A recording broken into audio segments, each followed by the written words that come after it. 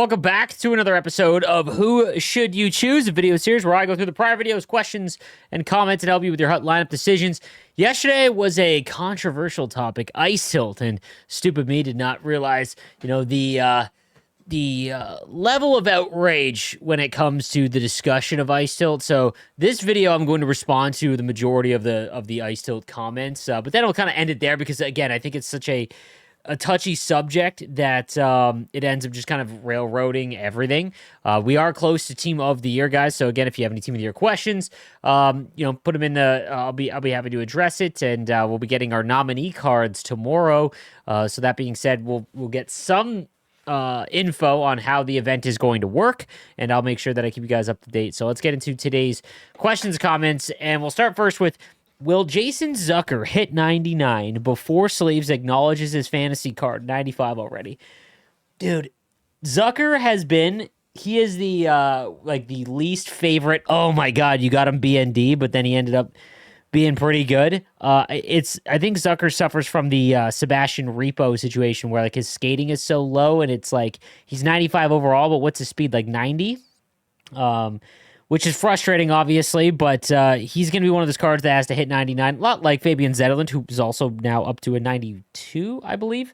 But same situation where his skating is just kind of underwhelming. So he turned out to be one of the better ones, and I don't think anyone chose to make him. He just kind of fell into it, right? So more often than not, I would assume, unless you're a Sabres fan. So he's been unreal, and one of the better stories for the Buffalo Sabres. Based on the fantasy promo, Team of the Year cards will be made with collectibles that can be obtained in 3 sets. With this XP season giving out a lot of 83s and having 82, 87 chance pack, I do think the Team of the Year sets will be 7 83s for 1 token, 5 85s for 2 tokens, and 3 87s for 3 tokens. This is expensive, but so is McDavid's X Factor and individual fantasy players. Yeah, for sure. I think it'll be a collectible format. The only curveball was the nominee cards, them just putting in a blog post that, there's nominee cards back. So it looks like they're going to offer a discount if you get the nominee cards and then they actually get a Team of the Year card. It looks like you'll be able to get a little bit of a discount there, which is cool. But I could definitely see 87s be used as like the high point. We don't know. But like I mentioned, once the nominee card thing was announced, and again, it was just kind of in a off-the-cuff blog post, just save everything, man. It's hard to just spend anything or set, like, it's just tough because we don't know how it's going to work, and I've said this since the launch of the year that the content team is just trying to change everything that has worked in the past, so don't expect it to be anything similar. I wouldn't be surprised with more curveballs for Team of the Year, so I think Team of the Year should be a bigger deal. For me, it's the peak of the year. Most active players with the Christmas sales today, Monday.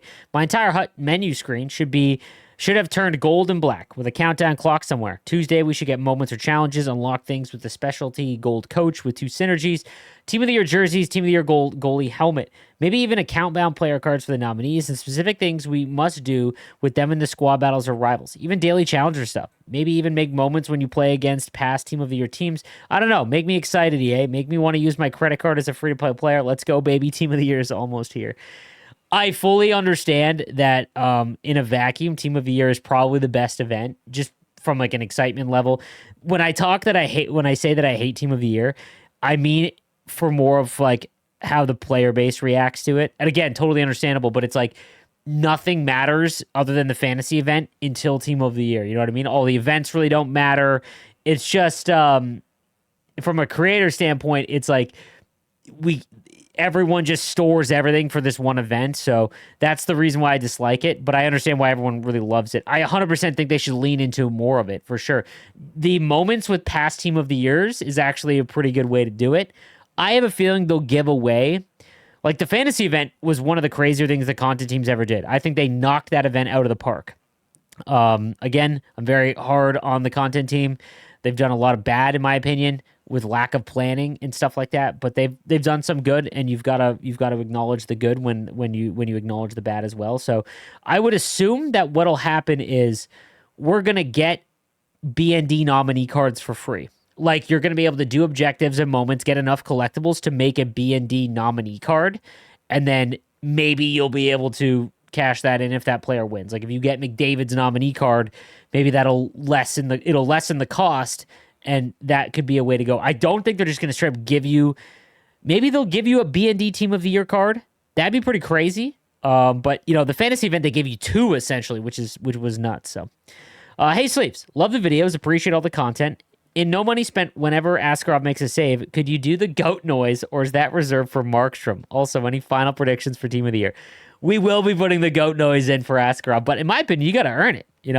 Last year, Markstrom at the beginning of the year was one of the best goalies that I've ever had in any Hut game. So, I don't know. I guess the goat noise maybe is reserved, but good looking out, dude.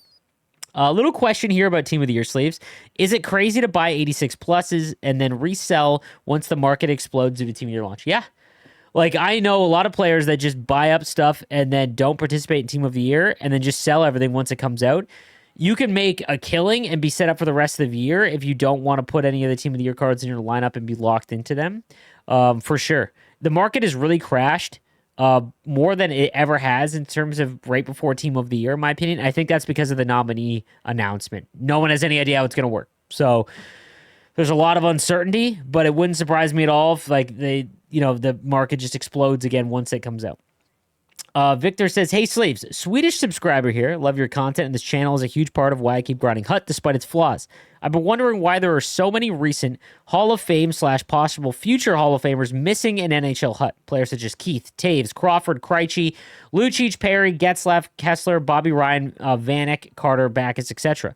They have every card stored from earlier games, and the more the merrier when it comes to good cards, milestone / play of the year. To chase in the market in all the weekly updates so that Hut that diversity in Hut teams get bigger. As a Hawks fan, it's a punch in the gut to miss out on Taves and Keith especially. Love to get Seabrook and Hut champs. Probably got at least one name wrong in the mentions above, but you get my point. Sorry for the long come up. Keep the great content. All the best to you and your family. I'll be honest with you, Taves, I think because he's not out of the league. He's technically a free agent, from my understanding. Like, he's not on IR. He just doesn't have a contract in the NHL. So that'd be my guess as to why we don't have a Taves card. Keith, I don't know if they have the rights. I don't have the full right. The content team has Ratsy, who posts a lot. He's in my Discord and a pretty big member of my community. He did a post on Reddit that went over how many cards have been released in NHL 25 in comparison to NHL 24. And it's like 33% less cards have been released overall. And while a lot of those cards were just unusable, for theme team players, those are the players that are missing out because there's just so few cards being released. Hey, Sleeves, I totally agree with you. One X factor for each team. What if instead of trading in the same 8 X factors for a captain, they give a base X factor for each team? They could give a captain X factor for every division, and you could trade in a base X factor for each team and division captain. Then you could trade in the 4 division captains for the ultimate chase card. Just an idea for NHL 26. Keep the great content. That's how MLB works. So in MLB, you collect the whole team, the base cards, and you get, depending on how good that team is. So if you collected the Sharks, they don't have any high-rated cards, so you would get an 84 overall Logan Couture. If you collected all of the Oilers, because McDavid and Draisaitl, there's a lot of high-rated cards, they'd be very expensive due to the Oilers, you would get an 87 Mark Messier. And then when you cash in all of those for the division, the Pacific Division, you could get a 90 overall Kevin Bieksa. I'm giving a bad example, but you know what I mean? And then you trade in the 2 divisions, the 2 division captains or X factors, and then you get the ultimate guy at the end. And that's how MLB does it. It's 100% the way to go. I would love that. I love more collection-based stuff, and they've just really kind of gotten rid of that,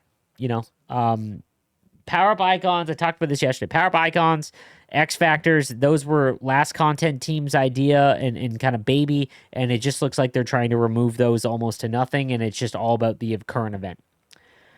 All right, guys, I think Sleeves was holding off on the ice tilt because he does have ties to EA and would lose them if he openly talks about dynamic tumor adjustments during games.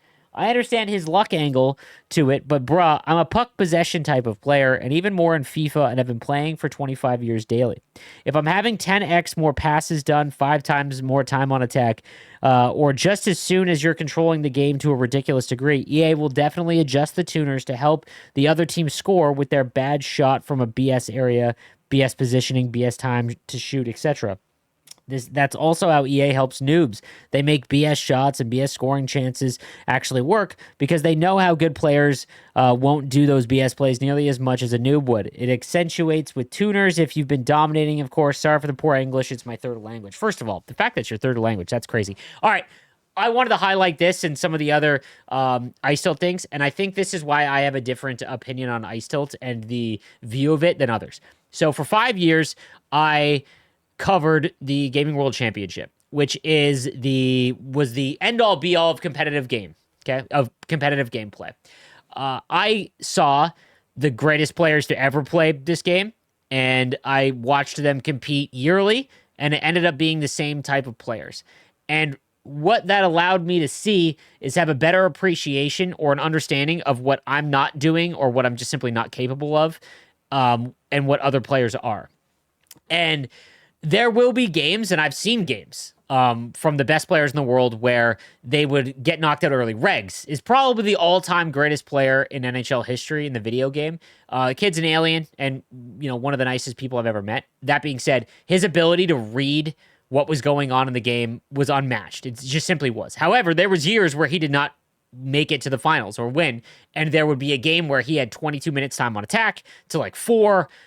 Famously, probably the NHL 19, which was his best year, he got knocked out right before the GWC finals by someone named, I believe it was X-Dubs, and it is one of the funniest screenshots you'll ever see because he won every tournament leading up to that, and it simply, there will be games where you just don't win. And I don't know if that's how that's coded or anything like that. But when it comes, I don't know how to describe this. I have a very hard time trying to explain my thought process on Ice Tilt. And it's when you get to a certain level, there are players that are just better than you and they'll beat you 9 times out of 10. But that one time, it could just be your goalie doesn't make a save. And in the video game, I talked about it yesterday, hockey is such a luck-reliant sport, and I don't know how they just code that. And not to mention, you're giving EA a ton of credit for being able to do that as a whole. Like, you know what I mean? Do I think that that in the background there is something that changes during the game? No, I don't. I don't see how. I would love to have a developer speak on it, or something like that. I just don't know how you would do that. And then everyone obviously goes to, look at my shots on goal. I've doubled the shots on goal. I've doubled the time on attack, all of that. There will be times in hockey where I've watched the Sharks win a game where they give up 50 shots on goal. Not all shots are created equal, right? And I think that at the lower divisions, you got, like, in the lower divisions, and I don't mean like Division 5 and 6, when you get to like your plateau, it's just you're both playing the same games, and eventually there's some games where you just don't have it, right? And you're fighting the game, and I don't know. Like, this is why Ice Tilt is such a hard topic. There's no way to prove it. There's just simply no way to prove it. But I can tell you when someone I'm playing against is better than me. Like, I can see it within the first 30 seconds of the game because I got to cover it for 5 years. I got to watch and see what the best players do. And there's a reason why the Game World Championship, the same 8 kids kept making it. If Ice Tilt was real, then they wouldn't, right? Like, they just wouldn't. But there is a reason why it was the same players just continually making it, and it was because they were just better. And I don't think that blaming every loss on Ice Tilt is healthy for you. I mean, I guess if it's a way to like be like, okay, EA decided I wasn't going to win that game, so that's it. So you don't want to pass the blame. There are games, man, when I play it, I'm just like, dude, I wasn't going to win that because I'm not good enough to outscore those shots not going in that you need them to go in, right? It's why Ice Tilt will always be such a hot button topic. It will be. Also, I don't know if you're newer here. I will never hold back an opinion on something because of EA. Want to make that very clear. There's a few other people that have the same thought process because, they think I'm an EA employee. There is times, and you will see something upcoming very shortly, where EA pays me to do a content piece, right? But that will never hold my opinion on my channel or anything like that. I will never be like, I don't agree with that or this content or how the game's going or anything like that because EA has paid me to do a content piece. I just simply won't. And in fact, there was times this year, earlier in the year, where I legitimately turned down paid opportunities with EA because I hated how they were handling the community, the content team specifically. So, I don't know of any other creators that did that, and I don't blame them if they didn't.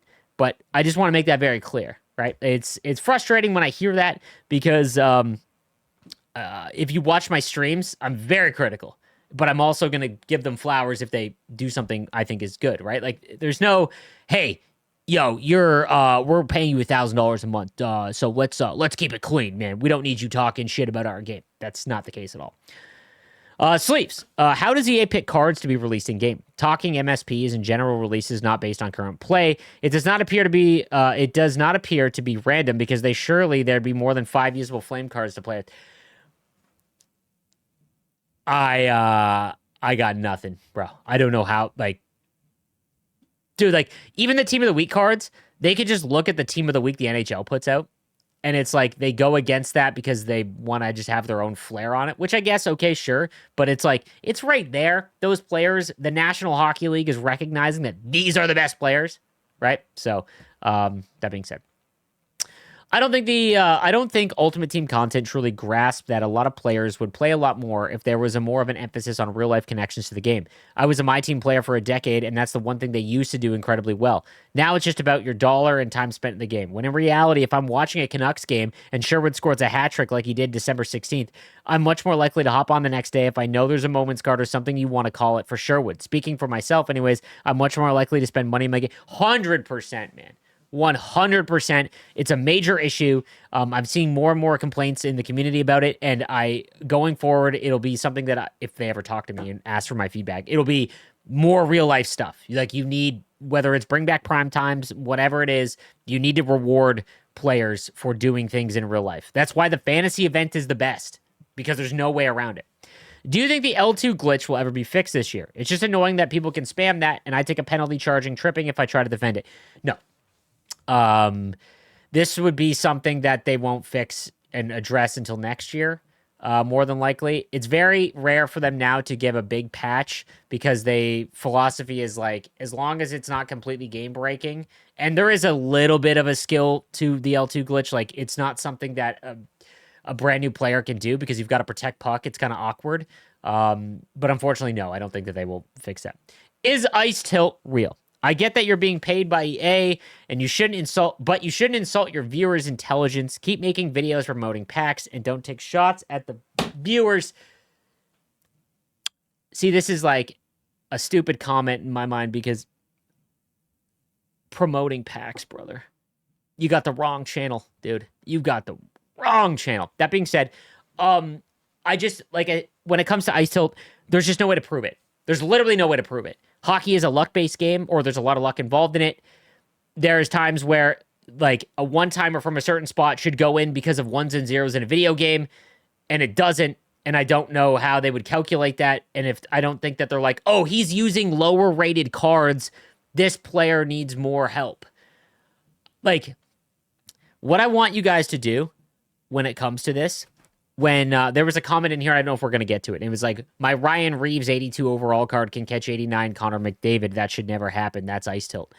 I want you to send me a clip that shows the stamina of the player involved in this, because that's something that needs to be brought up. I also want you to send your ping and the server you're connected to. Again, you could see based on your ping and what your normal ping is. I would love to know that, because I think that is what people view as Ice Tilt, and they don't realize that connection in NHL is by far the most important thing, which is also the most frustrating thing because there's nothing you can do about it. Like, that is the biggest issue with online NHL play. The game requires more input than any other sports game. You know? Like, it's, the game requires so much input, and it's a server-based game, which means that both players are not always going to be getting the same connection to the server. It's not like, well, it was peer-to-peer. Peer-to-peer is like, someone has a brutal connection, someone has a good connection, you meet in the middle. That's why peer-to-peer was better. The server one is just way worse because when you could be on 25 ping, but your opponent could be on 2. And then you view that as Ice Tilt, when really they're just inputs are faster. You could be on not a wired controller.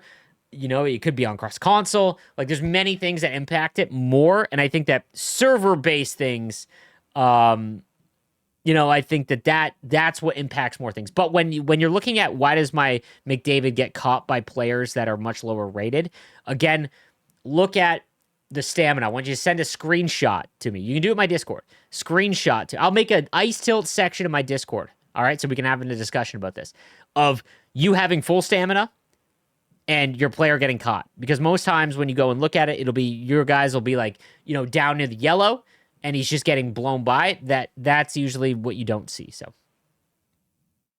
also being paid by EA, guys, like, just an awful take. Like I said, I do paid content pieces for EA because they ask me, and I, whether it be for Team of the Year or other things, like, yeah, I'm a content creator, right? But it will never change my opinion on the game. I will always give my rightful opinion because they would never be able to pay me enough to, like, risk that.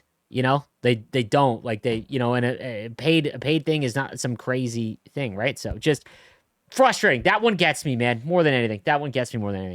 Hey, Sleeves, I'm curious if you know anything about the win-loss record. I've definitely lost games. My record says I'm undefeated. It's been like this for a couple years now. Yeah, that's just a broken thing with squad battles. It's really dumb. Every time you play a squad battles game, it, like, removes a loss. It's super stupid. So, there is that. So, hey, Sleeves, first-time commenter. I wish they would have had a team chemistry like Madden. For us team builders, it would make building an all-time Kings team a lot more fun, especially adding some attribute upgrades for a certain amount of games. This is how it should be. It sucks that, like, MLB has this perfect system that the NHL should have 100% had way before. So again, if you have 5 base San Jose Shark cards, those 5 base cards should get a +1 attribute to all of their attributes. If you have 10 Shark cards in your lineup, you should get a +3. If you have an entire team of San Jose Shark players, you should get a +5 to all of those cards, right? That would allow theme teams to just be fun, be usable.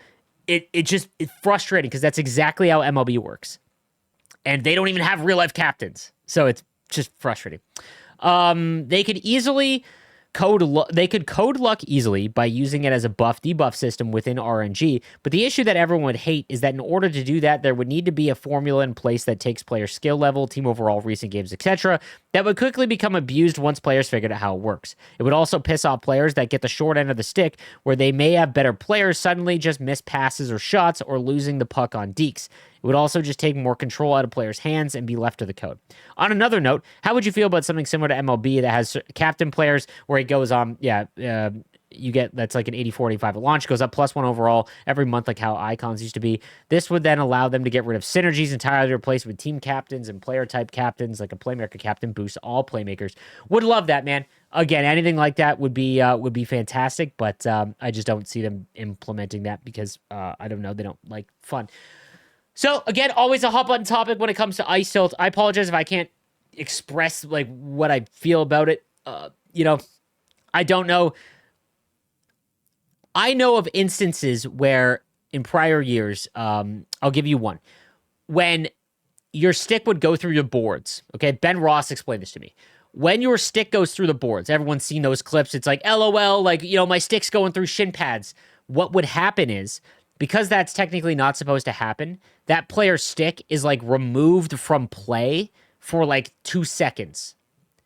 And then when you see the full clip, it's like, okay, the stick comes out of the shin pad and then a pass goes right through. And it's like, that's why it's happening. And a couple years ago when they had the stick in physics, where the stick was actually it would hit things. It wouldn't go out of play. And it was kind of broken in NHL 22. But it could have been the biggest and best advantage in the game because it really could have made things look a lot better. And I don't know if they got rid of it or what, but that's what a lot of, like, Ice Tilt looking things, if you look at the replays and stuff like that, a lot of that is because of that. There's something happening where the game is like, this shouldn't be happening, so we're removing it from play, and it looks really bad. But again, I don't know how to prove it or show it because we need the game on PC to be able to break down the code. But regardless, thank you guys again for watching. I'll see you next time. Again, tomorrow will be the nominees. I believe it comes out at 1 p.m. I don't know. They don't communicate. So we'll see you guys tomorrow. Have a good one.